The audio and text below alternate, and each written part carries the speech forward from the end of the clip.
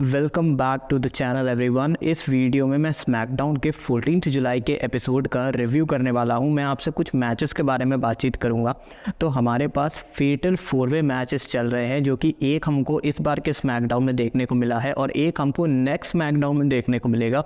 और जो भी इन फेटल 4-वे मैचेस का विनर होगा वो ऑस्टिन थ्योरी को चैलेंज करेगा यूनाइटेड स्टेट्स चैंपियनशिप के लिए। तो पहले फेटल 4-वे मैच में बुच, ग्रेसन वॉलर, एजे स्टाइलोस, सैंटोस एस्कोबार के बीच में मैच हुआ था, जिसको सैंटोस एस्कोबार ने जीत लिया।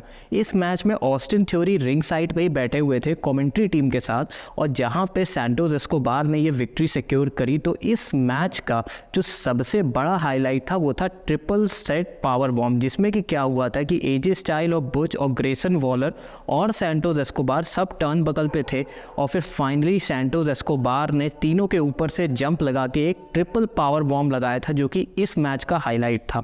ये मैच एक काफ़ी कॉम्पिटिटिव था और काफ़ी हाई लेवल, और मैं इसको बहुत ही अच्छा ग्रेड दूंगा इस मैच को।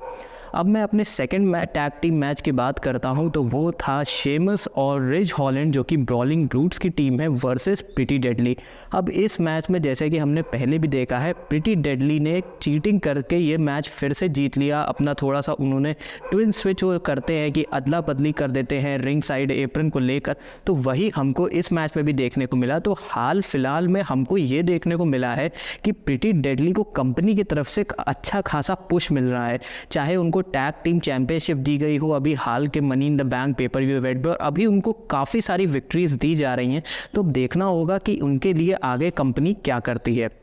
वुमेन्स सेगमेंट इस बार स्मैकडाउन पे सबसे बड़ा हाईलाइट था, क्योंकि हमको 3 वुमेन्स के सेगमेंट देखने को मिले थे। और सबसे बड़ी बात ये थी कि जो वुमेन्स चैंपियनशिप मैच था वो स्मैकडाउन के मेन इवेंट में था। तो बियांका ब्लेयर वर्सेस आसुका के बीच में एक स्मैकडाउन में मेन इवेंट मैच था, जिसमें इयो स्काई और बेली भी इंटरेस्टेड थी, शार्लेट फ्लेयर भी इंटरेस्टेड थी। लेकिन बियांका ब्लेयर ने जैसे ही एक प्रोमो कट किया तो शार्लेट फ्लेयर आती हैं और उनको ये बोलती है कि जो भी इस मैच का जीतेगा मैं उसको चैलेंज करूँगी। तो बियांका ब्लेयर और शार्लेट के बीच में एक पैक्ट बन गया था कि समर स्लैम में हम दोनों के बीच में वुमेन्स चैंपियनशिप के बीच में मैच होगा। लेकिन जब मैं आपको इस मेन इवेंट के बारे में बताऊंगा तो ऐसा कुछ नहीं हुआ, क्योंकि बहुत ही ज़्यादा शॉकिंग एंड था। तो वीडियो के एंड तक ज़रूर बने रहिएगा उसके बारे में जानने के लिए। अब मैं बात करना चाहता हूँ ब्लड लाइन के सेगमेंट के बारे में। अब हमने पिछले हफ्ते देखा था कि जिमी ऊसो को तो हॉस्पिटल पहुँचा दिया था रोमन रेंस और सोलो सिकोवा ने, तो इस बार जे ऊसो अकेले ही रिंग में थे। उनको इंटरप्ट किया सोलो सिकोवा और पॉल हेमन ने। अब इस बार जे ऊसो के सेगमेंट में जे ऊसो ने ये बताया है कि उनको पॉल हेमन से क्या दिक्कत है। उनका ये कहना है कि पॉल हेमन ने उनके परिवार का मजाक बना दिया है मैनिपुलेशन से, और सबको गुमराह करके।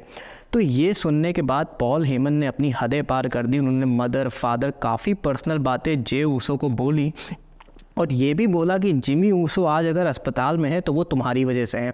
मैं तो देख के ये समझ नहीं पा रहा था कि जे ऊसो इतना कैसे सुन रहे थे, लेकिन जैसा कि मैंने सोचा था, जे ऊसो ने सोलो सिकोवा को मारना शुरू कर दिया।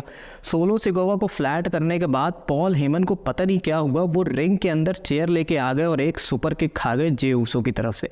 उतनी देर में फिर से सोलो सिकोवा ने आके पूरा पॉल हेमन को बचा लिया, लेकिन लास्ट में जे ऊसो रिंग के अंदर खड़े थे और पॉल हेमन और सोलो सिकोवा को वहाँ से जाना पड़ा। तो अब नेक्स्ट स्मैकडाउन में रोमन रेंस और जे ऊसो के बीच में एक मीटिंग होगी, जहाँ पे वो अपने समर स्लैम के एक मैच के लिए रूल्स ऑफ एंगेजमेंट के बारे में बात करेंगे। तो ये रूल्स ऑफ एंगेजमेंट शायद मैच स्टिपुलेशन हो सकते हैं, मैच के आउटकम्स हो सकते हैं, लेकिन हमको एक नया चीज़ यहाँ पे देखने को मिल रही है। जैसे कि हमको ट्राइबल कोर्ट देखने को मिलता है, हमको एक हेड ऑफ द टेबल या आप कहते हैं ट्राइबल चीफ देखने को मिलता है। तो यहाँ पे रोमन रेंस का एक अलग सेगमेंट है पूरी कंपनी में, तो उनका एक आपको पूरा इन्वायरमेंट ही अलग दिखेगा, जहाँ पे नए नए चीज़ें सुनने को मिलती है, नए नए टर्म्स देखने को मिलते हैं।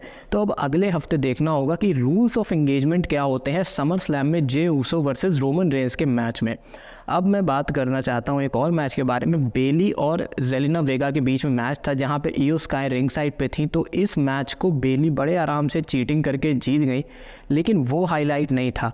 आपको कुछ एपिसोड पहले याद होगा कि बेली ने शॉर्टसी के कुछ बाल काट लिए थे।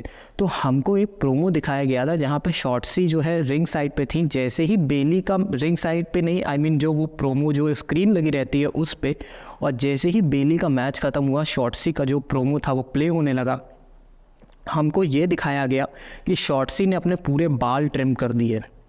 ये देखने के बाद बेली के चेहरे का रंग उतर गया।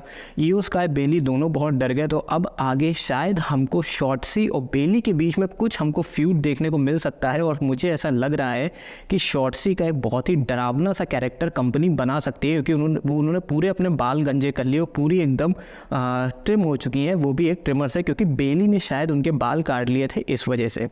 अब मैं आना चाहता हूं अपने मेन इवेंट पे, Asuka versus Bianca Belair for the women's championship. अब इस मैच में ईओ स्काई भी थी, इस मैच में शार्लेट फ्लेयर भी थी। जो रेफरी थी उनको ये कहते हैं जो माइक पियर्स हैं, उन्होंने काफ़ी बार बताया था कि किस तरीके से मैच होगा, काफ़ी समझाया था, क्योंकि इंटरफेरेंस के बहुत चांसेस थे और हुआ भी वही। जैसे ही ईओ स्काई आती हैं तो शार्लेट फ्लेयर बीच मैच में उतरती हैं और किसी तरीके से एक कन्फ्यूजन होती है और शार्लेट फ्लेयर एक स्पेयर लगाने जाती हैं और वो स्पेयर वो लगा देती हैं बियांका ब्लेयर को। बियांका ब्लेयर को स्पेयर लगता है, डिस्क्वालिफिकेशन हो जाता है। सारे लोग फ्लैट हो चुके थे, जिसमें ईओ स्काई, बेली, शार्लेट फ्लेयर, बियांका ब्लेयर और आसुका थे। लेकिन तभी ईओ स्काई अपने ब्रीफकेस की तरफ देखती हैं और कहती हैं कि मैं इसको कैश करूँगी। वो लोग कैश करने जा ही रहे होते हैं, लेकिन इतनी देर में शार्लेट फ्लेयर, बियांका ब्लेयर बेली को मार देते हैं, आसुका अपनी मिस्ट मार देती हैं बेली पे, और इतनी देर में बेली हो जाती हैं फ्लैट। लेकिन इतनी देर में ब्रीफकेस कैश नहीं हुआ था, सिर्फ इतनी बात हुई और इतने में आसुका अपनी चैंपियनशिप लेके चली गई। तो अब हमको ये जो देखने को मिला है कि शार्लेट फ्लेयर की वजह से बियांका ब्लेयर की अपॉर्चुनिटी चली गई, जो अब ये फ्यूड और बढ़ेगा, क्योंकि बियांका ब्लेयर कभी भी खुश नहीं थी कि शार्लेट फ्लेयर को चैंपियनशिप अपॉर्चुनिटी मिल गई थी उनसे पहले। तो अब ये फ्यूड और बढ़ेगा। ईओ स्काई अब अपना कैश करने का देखेंगी और यहाँ पे आसुका भी बचने का देखेंगे क्या होता है। तो शायद समर स्लैम में हमको ट्रिपल थ्रेट मैच देखने को मिल सकता है, Bianca Belair, Charlotte Flair versus Asuka for the women's championship. तो ये हमारा पूरा का पूरा स्मैकडाउन था। उम्मीद है आपको पसंद आया होगा, और ऐसे ही और इंटरेस्टिंग वीडियोस देखने के लिए चैनल को इससे ज़रूर जुड़ जाइए, सब्सक्राइब करिए और बेल नोटिफिकेशन को क्लिक करिए, क्योंकि मैं जल्द ही और ऐसी ही वीडियोस लेके आने वाला हूँ इस चैनल पे। तब तक के लिए goodbye, take care and I will see you all.